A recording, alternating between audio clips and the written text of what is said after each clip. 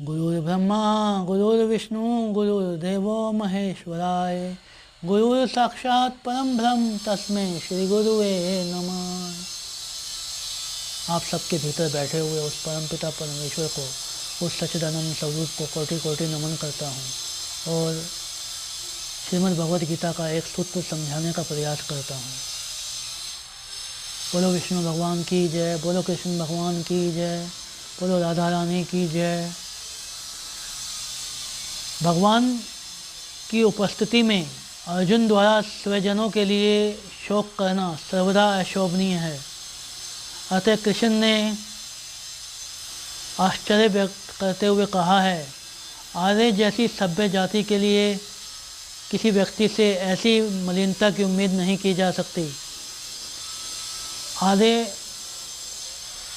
वो लोग होते हैं जो जीवन के मूल्य को जानते हैं और जिनकी सभ्यता आत्म साक्षात्कार पर निर्भर करती है, यानी कि सेल्फ रियलाइज पर डिपेंड करती है।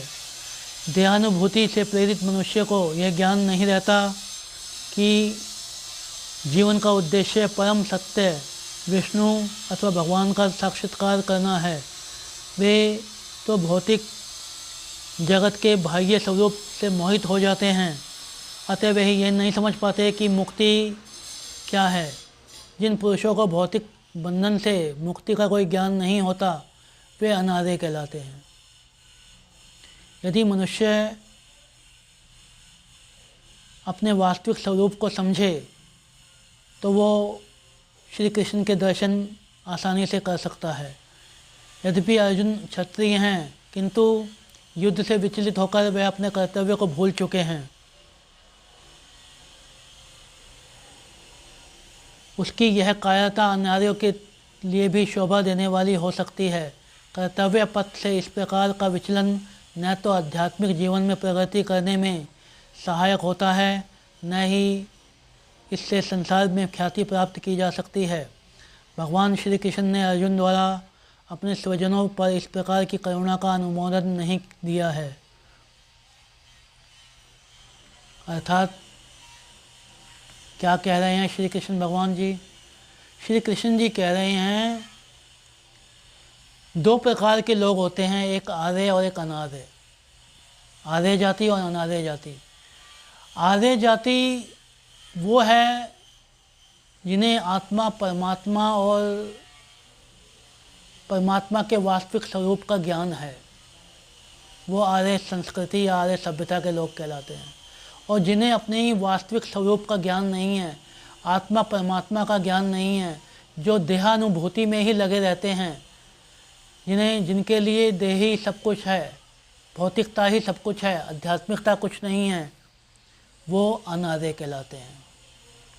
अर्थात जो अपने कर्तव्यों का पालन करता है, ईश्वर द्वारा जो कर्तव्य निर्धारित किए गए हैं उनका जो पालन करता है वो आर्य कहलाता है, और जो कर्तव्यों का पालन नहीं करता वो अनार्य कहलाता है। तो यद्यपि अर्जुन आर्यव्रती हैं, लेकिन युद्ध से विचलित होकर वो अपने मार्ग से भटक चुके हैं। उन्हें अपने कर्तव्यों का बोध नहीं रहा है। ऐसा कौन करते हैं? ऐसा अनार्य लोग करते हैं।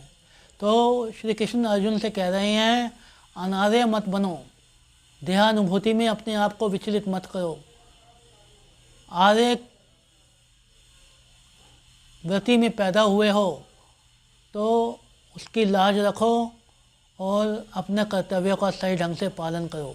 तुम युद्ध में खड़े हो, क्षत्रिय हो, क्षत्रियों का मुख्य उद्देश्य है या क्षत्रियों का मुख्य कार्य युद्ध करना है,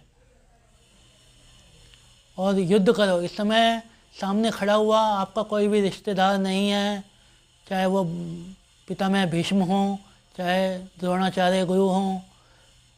अभी तुम युद्ध में खड़े हो, सामने केवल एक है शत्रु, और शत्रु पर तुम्हें आक्रमण करना है। इसलिए अपने कर्तव्य से विमुख मत हो और अपने कर्तव्यों का पालन करो। इस प्रकार अर्जुन ने जो प्रश्न कृष्ण से किया था कि मैं अपने सामने खड़े हुए अपने रिश्तेदारों, अपने भाइयों से युद्ध कैसे करूं, उसका जवाब श्री कृष्ण ने इस प्रकार दिया कि युद्ध में खड़ा हुआ व्यक्ति, युद्ध भूमि में खड़ा हुआ व्यक्ति केवल क्षत्रिय होता है और उसका उद्देश्य केवल युद्ध करना है, चाहे सामने कोई भी हो। अपने कर्तव्यों का पालन करना हर व्यक्ति को ज़रूरी होता है। अतः युद्ध करो और अपने कर्तव्यों को, अपने आर्यव्रत के कर्तव्यों को शोभित करो। उम्मीद करता हूँ कि मैं सूत्र आपको समझा सका होऊंगा।